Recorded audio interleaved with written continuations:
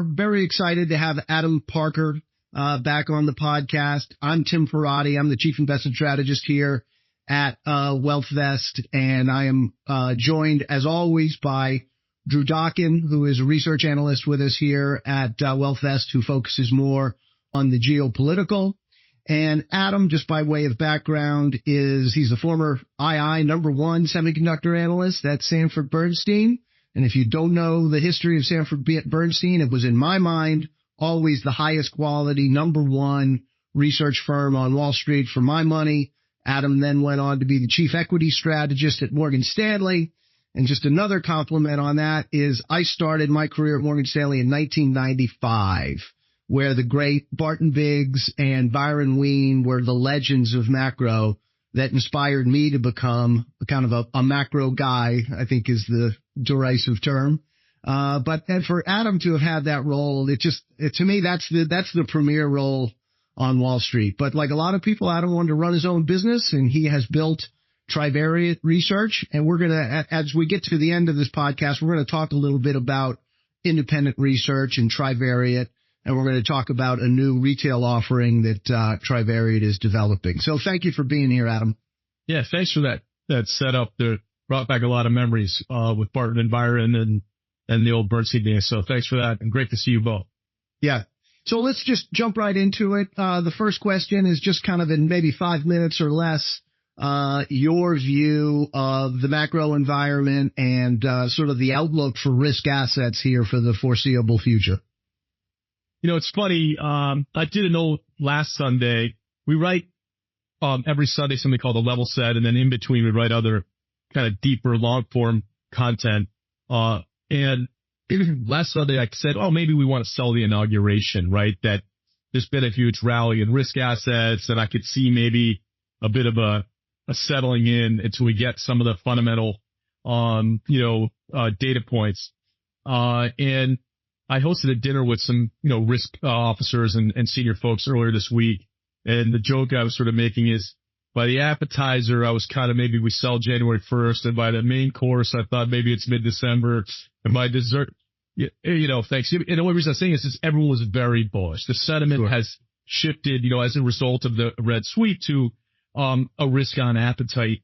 I guess if I take a step back and kind of take a fundamental answer to your question, I think there's a higher probability that we have the bull case unfold than the bear case. I think we're probably going to talk about both on this call, but given one more minute on it, I'll say, what is the bull case, right? And I think the bull case is, and I imagine you'll ask me about the bear case. So I think the bull case is a combination of, one, do you think we're not even halfway done with the Fed on the front end, right? There's some, all of a sudden, thought now that maybe they could pause in December, that maybe we get a decent jobs print. But what's in the price looks like 3-4 more cuts over the next year. And so you might be a little premature to fight the Fed. And, guys of our vintage, I'll say, are used to saying, you want to fight the Fed, like, go for it. But that hasn't been a great strategy historically. I think the second thing is, we're going to run at a pretty big deficit no matter what happens, no matter what Musk cleans up. And a big U.S. deficit has really turned out to be a fiscal stimulus of sorts for Walmart and Amazon and the big U.S. companies. And so, generally that's been a positive. I think this third thing would be, besides the Fed and the deficit, would be, I think there's a positive skew toward a China stimulus. And I don't think it's going to be the same, roads to nowhere thing as last time. I think it's going to be helicopter money for the consumer. And so there could be, I think the odds to get that sort of announcement that you get a deal, quote unquote, between Trump and Xi is pretty high. And so now if you're bearish, you're saying Fed's probably still got me a little bit, probably going to have a big deficit. I'm going to have a China stimulus.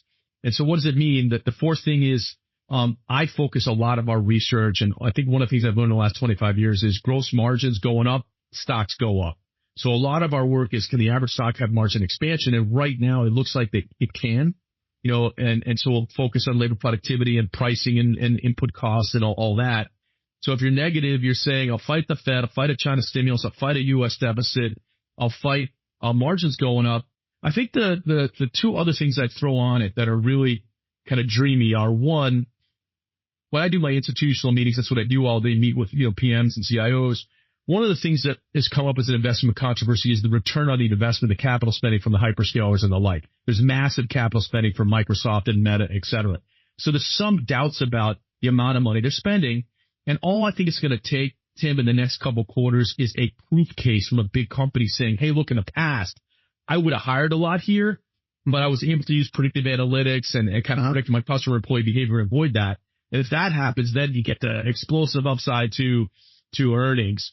So that's the fifth thing I think has got a positive skew. The odds I get that from a Walmart or a McKesson or a Cencora or somebody seems like pretty high in the next 2 or 3 quarters relative to Microsoft saying, hey, our bad, we're trimming 4B, 5B out of the CapEx. We've reached.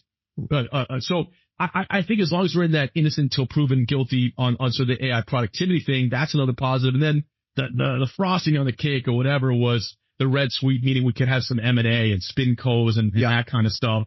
And as we've seen in our lifetime, once you get a couple of software companies from Tommy Brower or this, or you get, you could get valuations lifted for this sort of industries out there. So I think that I guess that was 6 points. 6 points on maybe that bull case would be, you're still early on the Fed. You're going to run a deficit. That's a stimulus. You got a China skew. You got an AI skew. You got margins going up and you got M&A. And so I think the bulls are in charge, but I'm just worried about the shift in sentiment to getting, you probably and I traffic in talking to some word salad types who kind of say, and they were a little bit cautious 40% ago, and now they're kind of bullish. And that's the part that has me maybe a little bit more worried tactically. Yeah. Sorry for such a long answer. No. Yeah. Well, you mentioned the red sweep inaugurations. We've also seen, in terms of the 10-year, that's making new highs. And I wonder, is that because it's pricing in a growthier economy, or is it alternatively, tariffs, deportations, deficit spending, running up some inflationary metrics? I mean, I feel like you're, the geopolitical expert. So you're setting me up here. But I could say, I could tell you where people's heads are right now, which is like people that I talk to are currently in this view of like benign interpretation of everything. Yeah. And that's risky, meaning like, sure, Trump talks about massive tariffs. And sure, if I'm a CEO, I'm worried about, where I have stable relations in maybe China or Mexico or Canada, that could get disrupted. And there's definitely been some non-linear choices for certain offices, and you get a little bit worried about what that could mean. But I think most people think themselves, Trump's a deal maker. He's not going to create explosive CPI. So it probably will be all a deal. So, let's dream. He and she work out some handshake deal over cake and golf in Florida that, he'll buy some treasuries. He's going to say, I'm going to say some crazy things about tariffs, but in reality, I'm not really going to do it. Maybe 1 or 2 products you don't care about. They'll work it out. And I think people have that benign view right now. We'll see if we get any counters, but I think it's innocent till proven guilty on the tariff stuff at the current moment. You and I could go down that path and say, well, maybe he'll poke Trudeau or there'll be something with Canada. I don't know, but I think the current moment, the investors I talk to have a benign interpretation. On your question on the 10-year yield, though, there's 2 schools of thought. I'm still like old school enough to say, look, I think generally when the 10-year backs up, it's because growth is better. Mm-hmm. And so if you made me like make up numbers and assign how much of the 10-year is because I think people's projection of growth is better versus how much of the 10-year backing up is people assigning like the system breaks or, there's too much supply to be met. I'll say it's 80% growth's going to be better and 20% the bond vigilante, that's my guess. I mean, Drew, if that answers your question on the 10. Yeah. Yeah, but it is interesting. Everybody is taking the benign view. I've done my best to read, Michael Pettis, who writes in FT, and Stephen Moran, who is a Harvard PhD, who worked for Mnuchin and is probably going back into this administration. So really trying to understand from the most thoughtful people how they see a tariff regime work. Because, you're probably like me. Back at Michigan, you learned about Smoot-Hawley and you learned that, it made the Great Depression much worse. And I think for so many of us, that's our understanding of tariffs. Tariffs are wildly inflationary. But the argument is, people think Bessent's going to be the Treasury Secretary. Yeah. They respect his mind. They think he has Trump's ear. I think right now they believe he'll be able to talk him out of some of the more sort of potentially, volatile scenarios. Sorry to interrupt, but I think, So it's not like people are just like rainbows and lollipops and whiskey graveyards. I think they just think that cooler heads prevail, that Trump's a deal maker, and that he talked tariffs a lot in the first regime, and you didn't really see a tremendous amount of volatility introduced in the P&L of the company. So I think that's the root of their logic, Well, that's the other argument too. Look, we did have some tariffs, and it didn't show a meaningful spike in inflation. At a micro level, you could see it in white goods and so forth.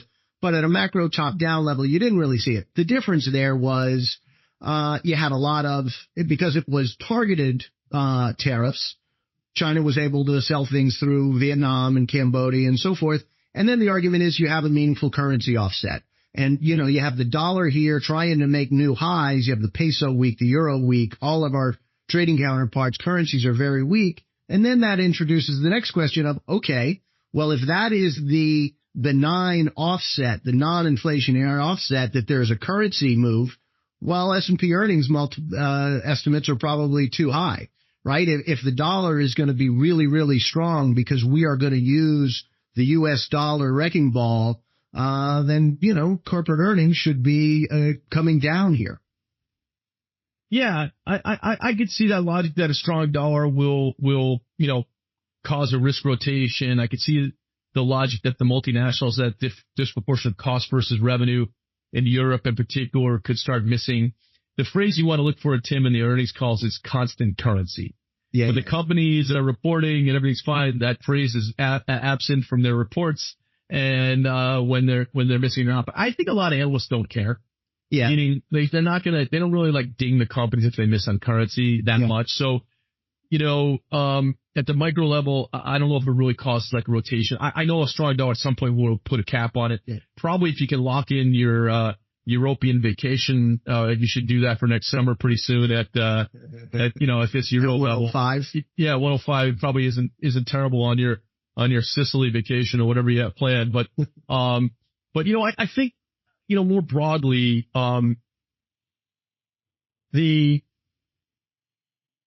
there's an inconsistency or incongruity between the dollar strengthening a ton and also bond vigilantes saying that like people are worried about the U.S. financial system. Like those both kind of can't be true at the same time. Yeah. So that's why I assign a higher probability to the fact that to me, if I've learned two things about equities in studying this stuff for the last 25 years, here's the two things that matter.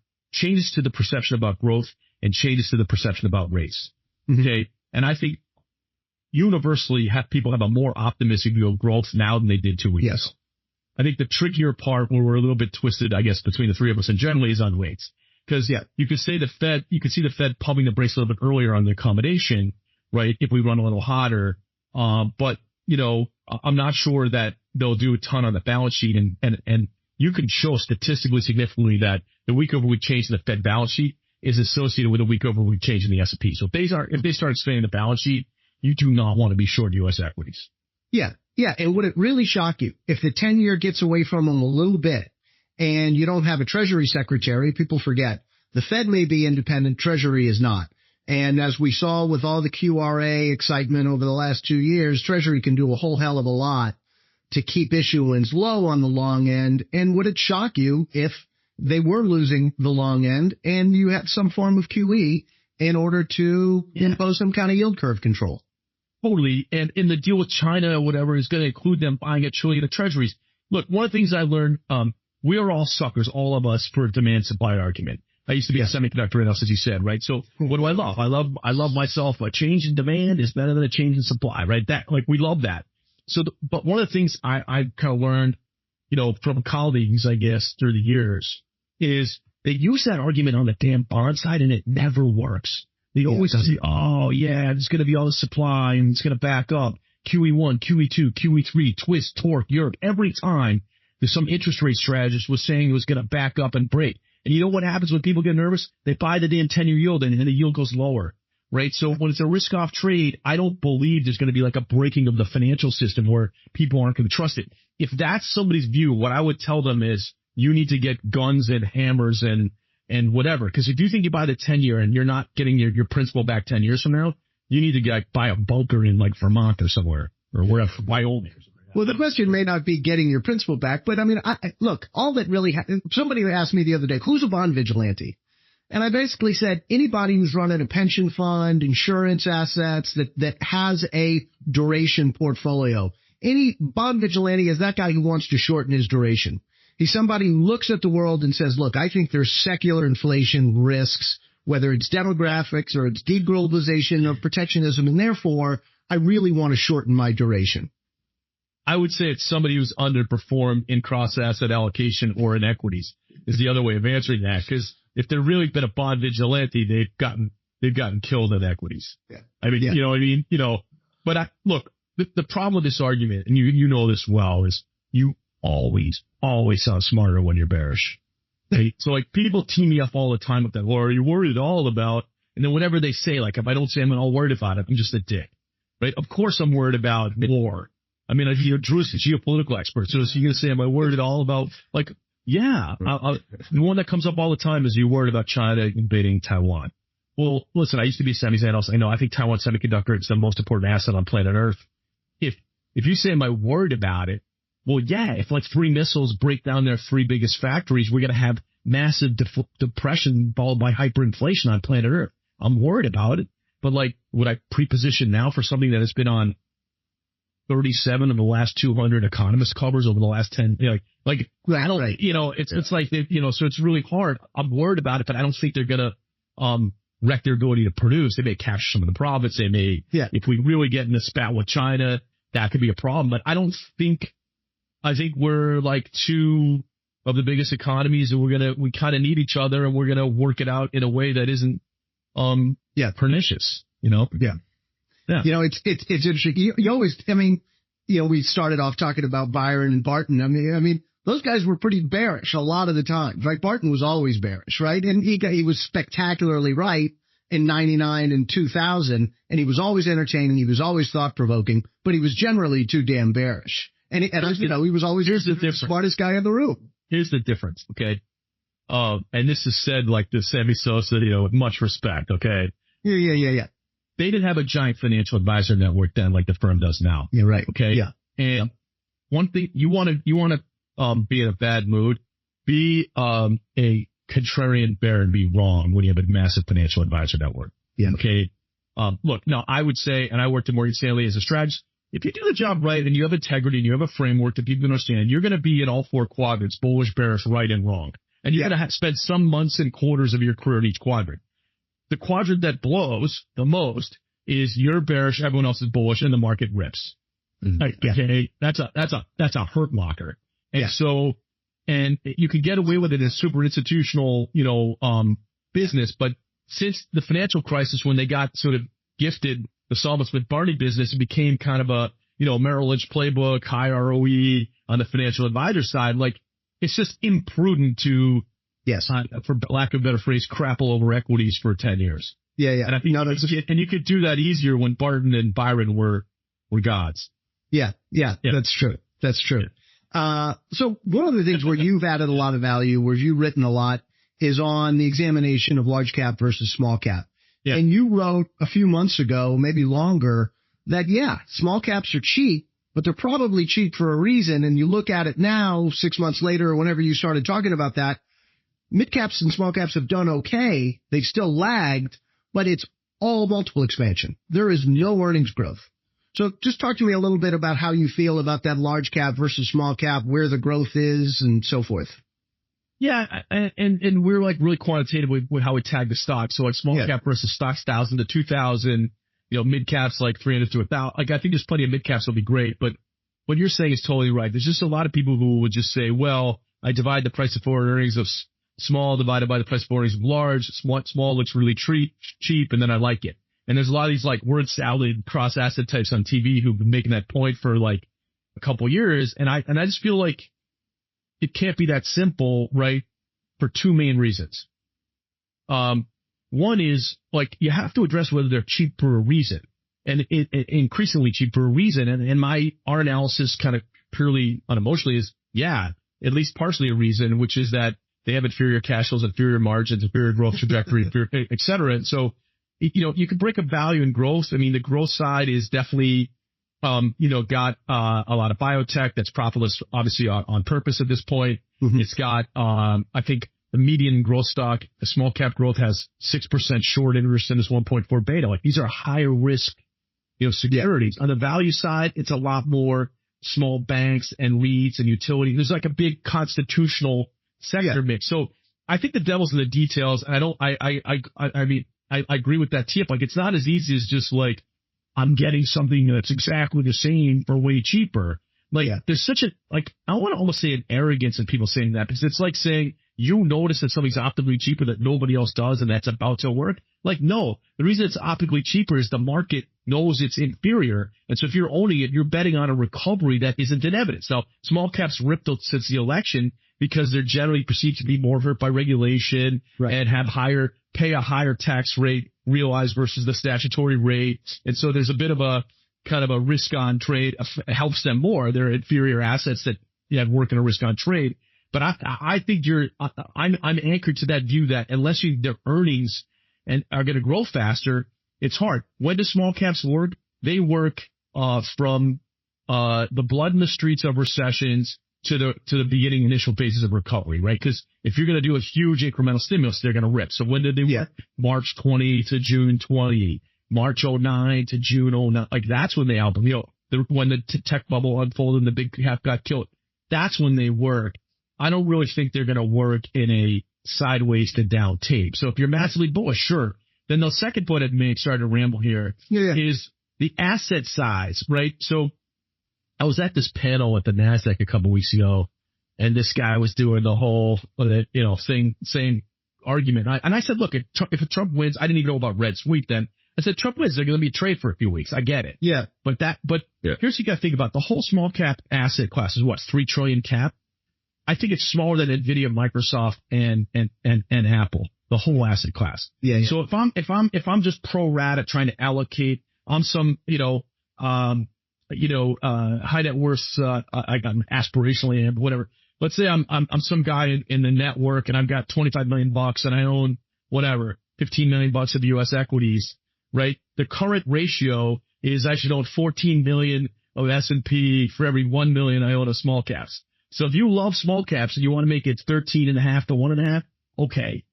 Okay, right. But you're not saying, just to be clear, you're not saying own more small cap in absolute terms than S&P. That just doesn't make any sense to me. Right. Yeah. All right. Sorry. I got a little. No. I'm lathering up. This was real. It was a little bit of caffeine in this thing.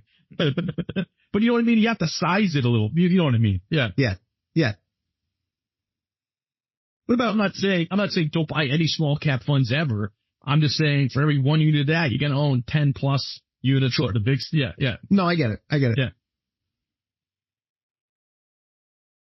I feel like Drew's got something cooking here. I could see the wheel. Yeah, I mean, where do you think all that ties into valuations? You had kind of a mannered Bob Elliott the other day said, fuck valuations. So, I mean, where do you see like the whole melt up in valuations and what's that mean? There's a very strong correlation between gross margin and price to forward earnings. And it's not double counting. And the reason it's not double counting is because businesses that have high gross margins are really a proxy for pricing power or low capital intensity or a technology moat or something that's sustainable. And so they're not double counting because you can see farther into the future if they have high margin. You know what I mean? And so the main issue is that, and I'm very anti, hopefully this doesn't offend any of your viewers, but I just don't like the Schiller PE and the CAPE and the whole mean reverting thing, because it implies that the margin profile for the market's going to go back to where it was in the 70s or 80s.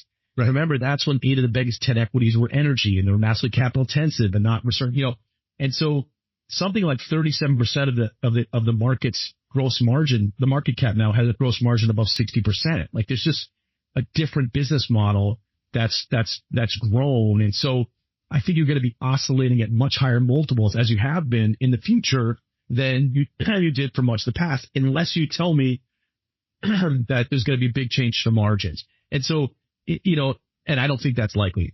Think that's likely. It could hurt the small and mid caps more if CPI comes up a ton. We saw during the COVID issue that the mega cap companies were kind of immune to rising CPI. So that's a risk for some businesses, but generally, I think multiples will trade, 20 times to 23, 24 times over time. If you want to be bullish on equities, and I think the bias is this, we've been 11, 12% on a 10, 20, 50, 100 year for U.S. equities total return. My bias is that'll continue. I'm not saying, today's the greatest day. I'm not saying we won't 5 or 10%, but I think you want to stay fully allocated to equities and it's hard for you to time that and make money. And the reason I say that is because you're right, Tim, you mentioned before, the 275 bottom up numbers for S&P earnings next year are probably too high. Yeah. But they're often too high. I think the average analyst, I think forward earnings estimates have existed since 1978. That's when IBIS had estimates. On average, people on January 1st had 14%. I think the actual earnings was, median 7, average, mean 9. Okay. Yeah. So the numbers definitely come down over time, but the market goes up during a lot of those years. So I think it's as long as you think next year's earnings are above this year's earnings, even if they're coming down, the market could still be okay. So it doesn't necessarily mean because they're too high, we're going lower. But I think the question is, can you start sketching out that same earnings growth to the end of the decade? Because then you'll be 4.25 in earnings. You'll pay 20, 22, 23 times. And then the note that we'll probably write for year ahead outlook is what comes first, 2030, at the year 2030, or 10,000 in the S&P. Like I that's probably about where we're headed. And so, and I could see an argument in the distribution of outcomes that it's better than that, because you're going to see a lot of AI deployment and predictive analytics that could maybe mean there's a lot of businesses that grow their revenue without any net hiring, meaning they're not adding total bodies. Sure. So that would be the really dreamy, bull case. Right. And that really is core to your gross margin story, right? Is labor productivity. Yeah, I mean, it's definitely a chunk of it. If I guess I'll answer it more specifically. I view it as there's a revenue side of the margin and a cost side of the margin. The revenue side is pricing and mix. So if you can, the dream scenario, which I think we all aspire to, is raise pricing without any commensurate loss in unit demand, or introduce a new product that has higher margin, right? Sure. If you're a semiconductor company like my old sector, if you sell a GPU that's 100,000, it's higher margin than if you sell something that's okay. So there's mix and pricing. On the cost side, and I'm being generic across the market averaging, yep. The three things that go into cost of goods sold are labor, materials, and depreciation. Mm-hmm. Right?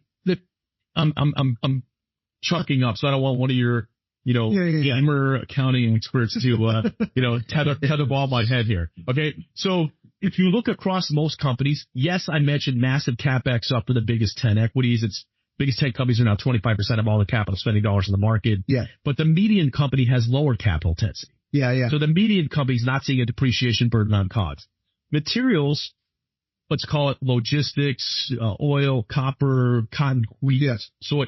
They're generally not an incremental burden either year over year. So the main thing is what you asked about. I was building a crescendo excitement to your labor questions. Is really about, kind of labor, wages, wage inflation, total bodies you have to hire versus productivity. And I think we're poised to be in a pretty good, wage inflation's definitely softened some, right, from the peaks.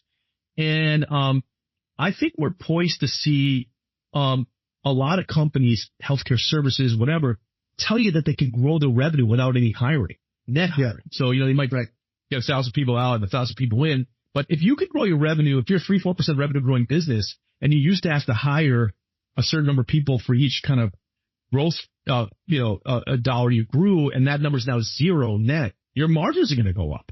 Yeah. And I think that's probably, like I was looking at this company, McKesson. It's a company that is a drug distributor. They're $350 billion with a B in annual revenue, but they're pass-through. They're 1.1% margin. Mm-hmm. What do? They should be pretty good at predicting how many drugs are consumed in every county. They should get more efficient. If their margins go from 1.1 to 1.7 or 8, still a low margin business, their earnings went up 50, 60%. There's a lot of these sort of parts of the market where I think you can kind of dream. Yeah. I could buy my little dream today and I can sell it or live a bigger dream later. But yeah. It is. It does seem to be kind of playing out right now. If you look at the labor market, right? You're in this sort of stasis that there's very little in jobless claims. Jobless claims just go sideways at an incredibly low level, but at the same time, there's very little hiring. So you do have companies growing earnings while on a economy-wide basis, they're not really adding bodies. Yeah, we try to do the same thing. And I think the other thing that I used to have this conversation with economists all the time. And again, like these economists are smart people, right? So I'm not, but they're not markets people often, and just from like the chief economists I've worked with in the past, Morgan Stanley and others. And there's a big difference between the S&P 500 and the economy. Yeah. Okay. The S&P 500 is a superior asset class. Every year on average, I get rid of 30 companies or 6% and I add 30. The 30 I'm getting rid of are not as good as the 30 I'm adding. There's like a huge upward bias to the index. The wage inflation and input cost inflation. You think if there's inflation, Walmart doesn't have a little bit of, ability to push back on their supply. Like there's a superiority that these big giant companies have versus, for me at Trivariate, like when United Health says that they're taking it up, I just say, yes, yes, please, sir, can I have some more? Like, right, cause I'm a nobody, right? So I think that people forget that like you could have like unemployment getting worse, or trends, being poor in certain parts of the economy and the top 100 U.S. equities won't feel it at all. Yeah. You know what I mean? Yeah. Sorry. Yeah. I think it's an important point. Yeah. And let me just ask you one thing. David Einhorn said earlier this year, markets are broken, right? He said it on Barry Ritholtz. And it's following that argument that Mark Green of Simplify has made, which is that all of valuations and equities, everything is getting skewed and there is less fundamentals bearing out because of passive flows. And as long as passive flows are usurping active management, the market is simply going to be less efficient. And maybe at some point you give way of the wisdom of markets to sort of the madness of crowds. And if passive flows turn negative, then you have massive downside to market. So I'm just kind of laying that out there for you and getting kind of your thoughts, because I assume you get asked about it a lot. I got asked about it yesterday because I did Josh Brown's Compounded Friends podcast, who works for Barry. Yeah, and I've also been on Barry's Master Business as well. So I know the crowd well, and I know Einhorn well, and I was asked about it yesterday. So I'll start by saying we have a firm-wide policy at Trivariate Research not to make fun of billionaires and not to say anything negative about people who are, way smarter than us. So, but I guess I did write about this recently, so I'll answer it this way.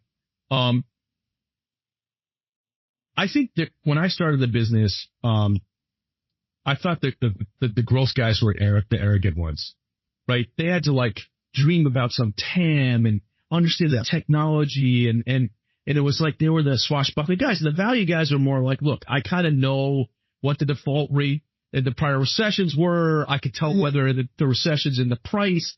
I can kind of tell at some point when, they built too much inventory, like when it should bottom and whether this is pricing in like normalized earnings or not. And like in the late 90s, like for me, like that was kind of like, I worked at Bernstein, like it was the buy side was kind of value oriented. I thought, all right, this is just what you do. You like kind of go in there.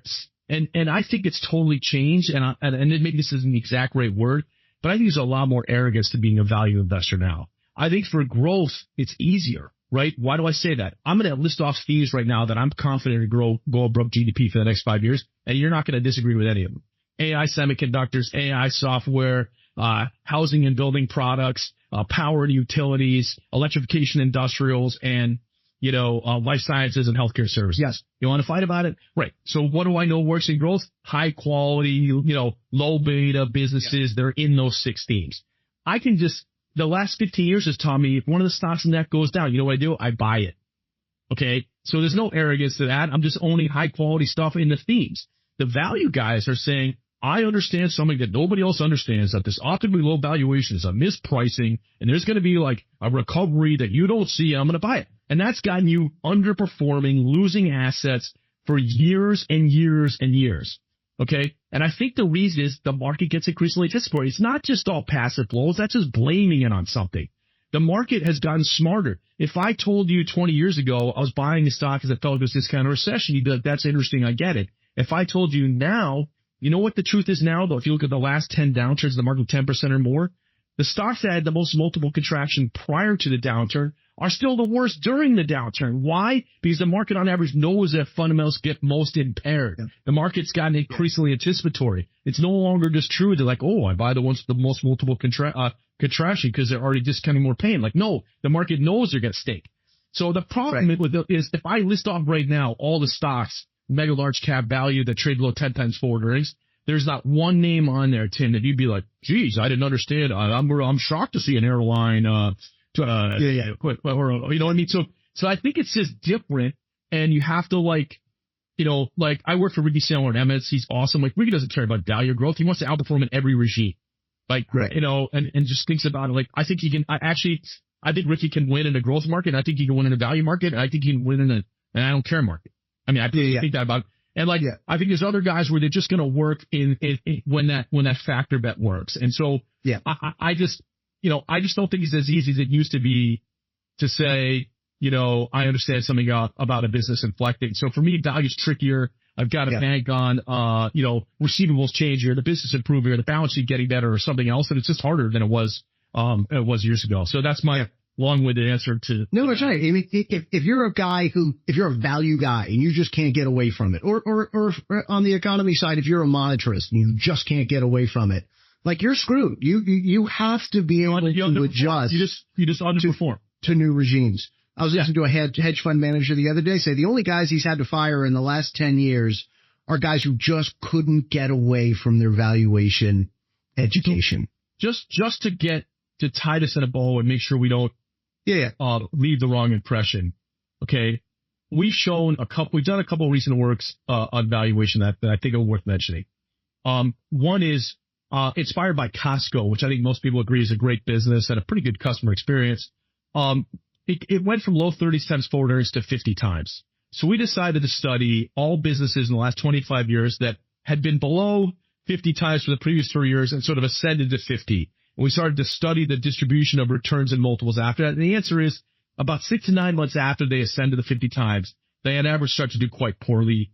Only 24% of them can maintain that multiple over 2 years. So there is a point that you can get to be really skew the odds to the negative. And so we now track all the companies that are kind of new ascenders to 50 times forward and above. The second thing I'd say is on the growthier side, once you get in the top decile of EVU forecasted sales, enterprise value forecasted sales, that also becomes a danger zone as well. So I think the difference between when we were reared in forming our investment thesis now is maybe in the past we would have been worried about buying a stock that was in the 6th decile versus the market EVU forecasted sales. And now I'd say that's a perfectly awesome decile to buy something in. Right. So it's really more as you get to the 10th decile that it's bad. And just to kind of whack out your listeners on like a quant speak, it's actually the distance from average valuation that gets worse. So 5th, 6th, 7th, 4th quintile, totally good. If you're the 10th, that's bad because it's danger zone. And if you're too cheap, that's bad. Because if you're too cheap, the market knows. It's not like the market's mispricing it. The market's telling you it's cheap for a reason, and that reason is you stink. Yeah. Trust me. As somebody who owned Ford for like 3 years, I learned that lesson the hard way. It went from 11 to 11. You know, I mean, just because I grew up with valuation. I grew up studying valuation. It was everything to me, you know, and it took long to fight through. One of those. I've only done that once, Tim. I only made one of those mistakes, which I guess is good. But it was when I got to Morgan Stanley in like 2010. It was that whole argument of, oh man, like the GDP of this emerging markets are like so much bigger than the capital markets of the emerging markets. And so that was like the BRIC thing. So I get there, and of course I had to fly to all these countries, which I went to, and so I put a unit for me in an EM fund at like I can't remember which firm. I know which firm, but I don't want to say it. Okay, all right. So I put $1 in there. Yeah. And 14 years later, I think it's $1.04.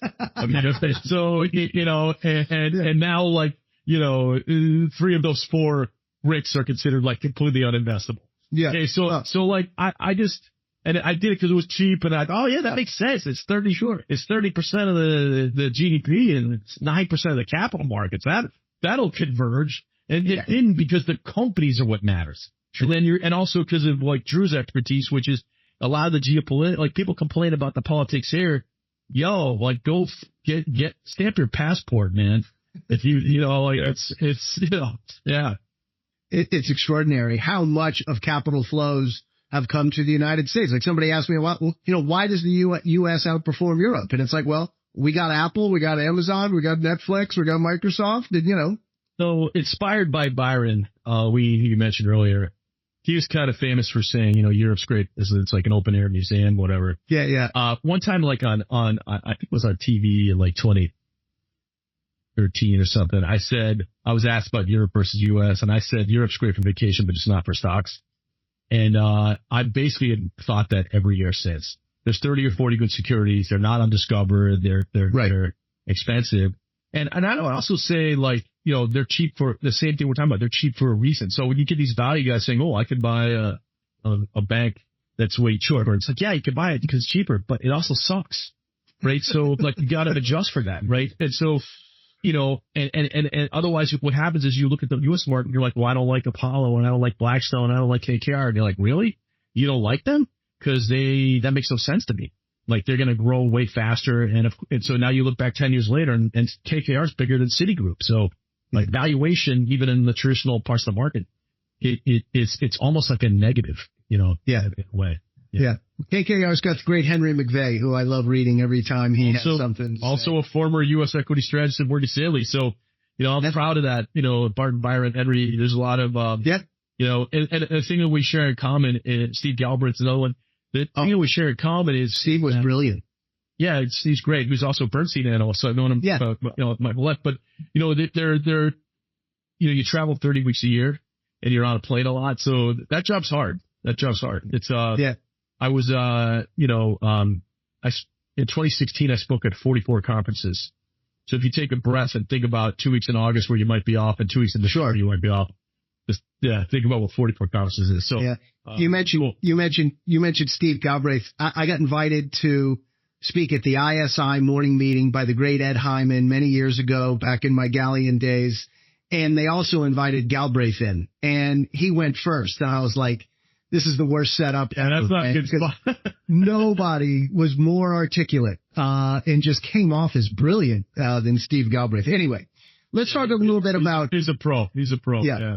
Let's talk a little bit about independent research, Trivariate, and all of there's some high quality, there's some low quality, but there's some very high quality independent research that has come out of the sell side. Let's talk a little bit about why you think that's happening. Why is independent research growing the way it is? And I assume, in a sense, it's got to be taking some wallet share from existing sell side research. How does it complement? How does it add to?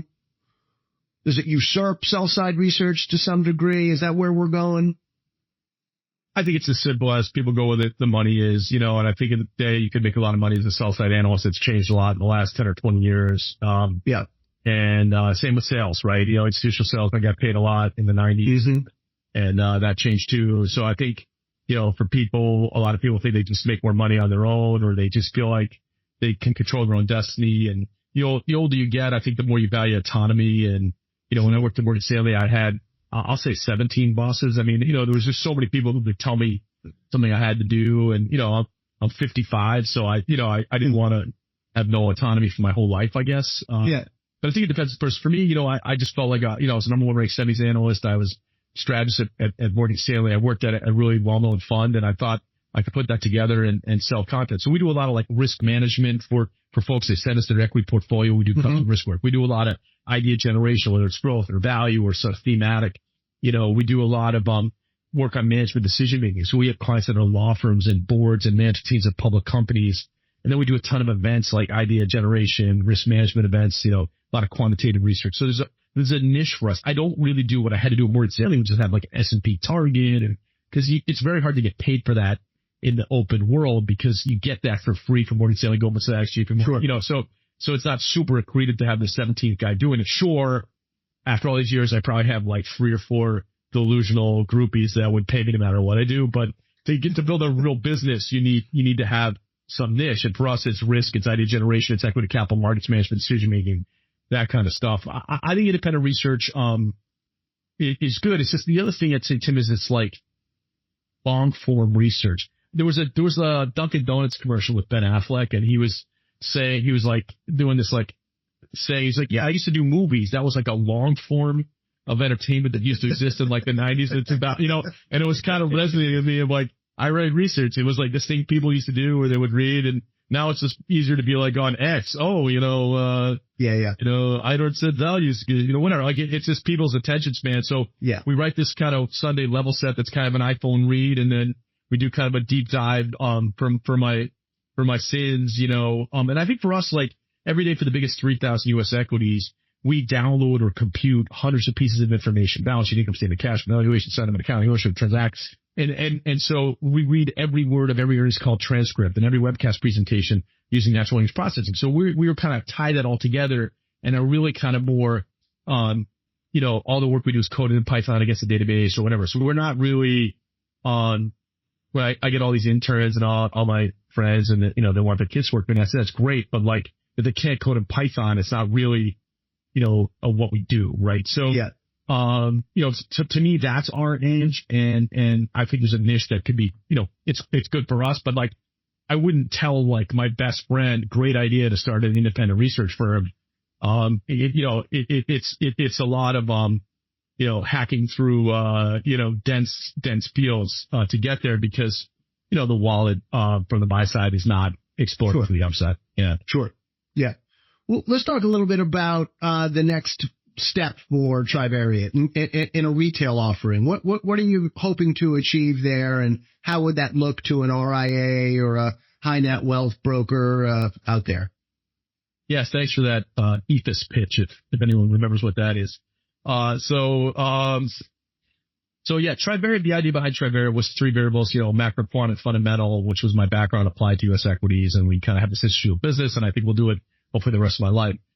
Because I'm a CNBC contributor, I go on once a week, because I do a lot of interviews and barons and whatever, we have some large RIAs that are clients, the roll-ups, probably 8 of the biggest 15 firms, right? And, what we offer them is obviously our content, our institutional content. Once in a while, I'm an arrow in their quiver. If they have a big client that they want to sort of, maybe I can talk to them, or a big prospect, or I'll get interviewed in front of their advisors on some topics. And we sometimes just lead with that. Some of them want idea generation. They have a framework and they say, I want, some ideas that are high quality growth, or I want, they want ETF ideas or sector ideas. And so we're really good at kind of the consistent, quantitatively derived ideas. So kind of putting that all together. And as one of my 3 kids insulted me a couple of weeks ago, I was at an airport somewhere with her, and somebody came up to me and said, "Oh, are you the guy from Trivariate?" And she says, "Dad, you're a D-list celebrity." I'm like, thanks, sweetheart. So, we were just sort of thinking, look, we should probably, have a product that's not long form research and not super institutional or quantitative, but it's kind of, easier to digest, has some important ideas and themes, and in a newsletter form. And so we started a business called Trivector, which is basically vectors, magnitude, and duration. Try to be like very cogent, 2 or 3 kind of short things a week. And we'll be launching that business on January 1st, I believe. So we're in the website beautification phase, legal phase, etc. We have an email, sales@trivectorresearch.com, that people can email if they want to kind of get the early bird special type of thing. And so I'm excited about that, because I think it kind of forces me to really be disciplined about, hey, we have an AI semiconductor basket, and we got it by looking at who's being asked on the earnings calls about large language models or GPUs or whatever. Here's the list. Here's how it's performed. We like it. We don't, that kind of stuff. Like I'm, sort of writing a bit for this week's level set. As you can imagine, every Friday, the hangover of having to produce the Sunday level set starts to, so we're always so I think it's going to be idea generative, try to make people smarter, try to help them with their clients. And then maybe even periodically, we'll do monthly webcasts. So any of them, even if there's a few thousand of them on the call, they can ask me questions or have access to me on a monthly basis.